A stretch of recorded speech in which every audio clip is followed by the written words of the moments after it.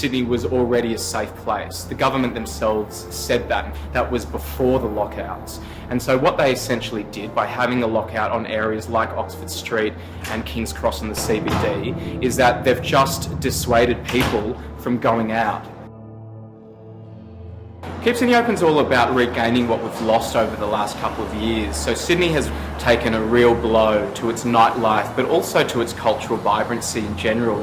There's been so many places that have closed down, so many people have been put out of work. There are less options for bands and for DJs and promoters to be able to really strut their stuff and to be able to do their thing. I'm really worried that if people want to engage culturally with the place in which they live, that they're just not going to choose Sydney as a place to put down their roots.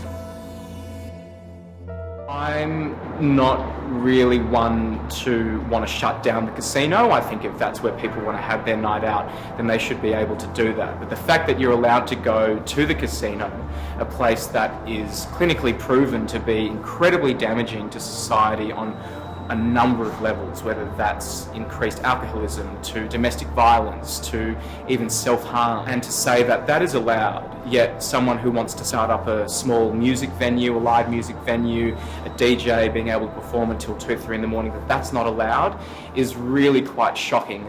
When the lockout laws came in, they just came in.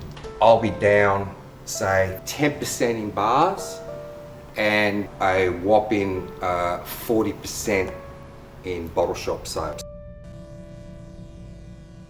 To fund the sound system, to fund the lighting, pay bookers, essentially the Brighten Up Bar is a cost centre. I really do not want to invest big amounts of money. And again, that's not a way for a small businessman. He shouldn't be put in that position. You know, some people may not come to my venue because they can't kick on afterwards, or we got to go all the way to Oxford Street, and then there's, you know, the vibe of the 1:30 lockout. So they might give that a miss. It is a struggle, especially for people in the lockout zone, because a lot of people made investments, which I did, and now those investments are jeopardised. As long as the stages that they can perform, it's good. I will hang in there as much as I can. There's other hotels now that are introducing live music, which is great. There's so much talent there. We're in a 8-piece prog soul band called the Baldwins. We're currently about to release our debut EP. As well as our original music, we all do session work and cover gigs and wedding gigs and things like that. With the lockout laws, lots of venues have closed down, which is starting to eliminate the work that we have. You know, and also people's inclination to come out and see this music.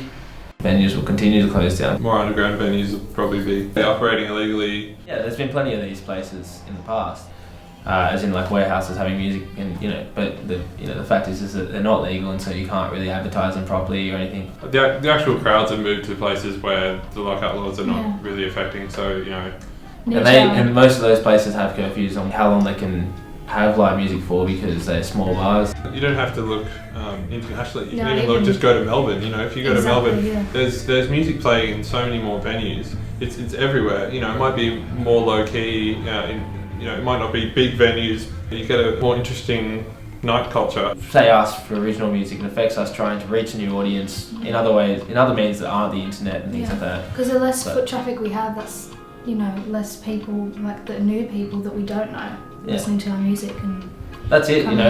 You'll often play a venue that's maybe it's a free entry venue, and if your sound's carrying onto the street, people will walk in, they'll want to see you.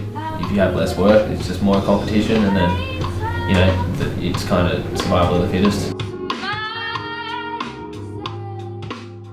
Wayside exists really to create community, to make a place where everybody feels there's somewhere that they won't be chased away from, somewhere where they won't be judged. Now, I think mostly it's people from the suburbs who came here to act feral and did a pretty good job. They mostly tanked before they got here. And there's no doubt that their behaviour was pretty bad. But the lockout laws seem to be a very drastic measure. And so people will move, go somewhere else. Newtown is jumping. You know, it's all happening down there. I think the people who are in favour of it would argue, you know, the statistics are that there is a lot less police call-outs and a lot less, you know, however you want to measure this, you could make an argument to say it was positive. But my view is that it probably just moved someplace else. So you haven't really saved police call-outs, you've just moved them to the next locality.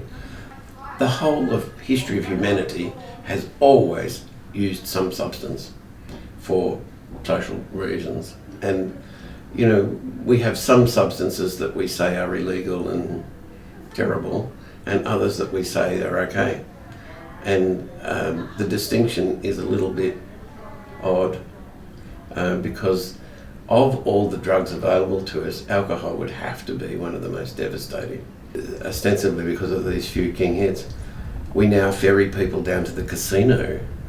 That's what's happening. Everything about that seems counterproductive to me. I don't get it.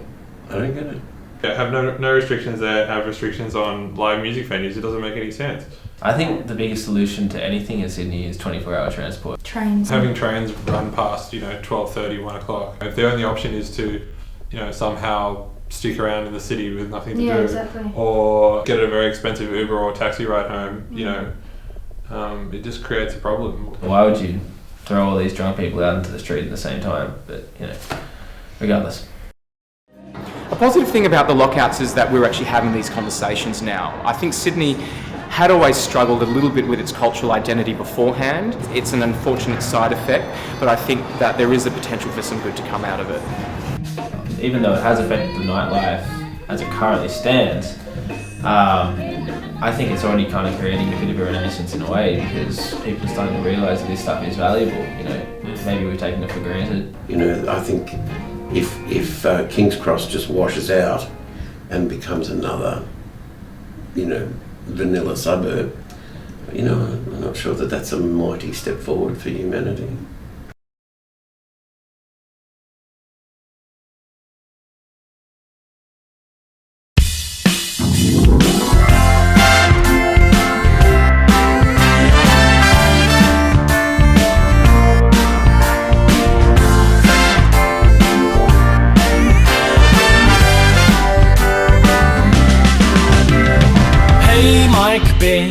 Sydney's dead, you gambled black and red and you sold our soul. Such a vibrant place for a casino race, oh, the perfect space for a funeral.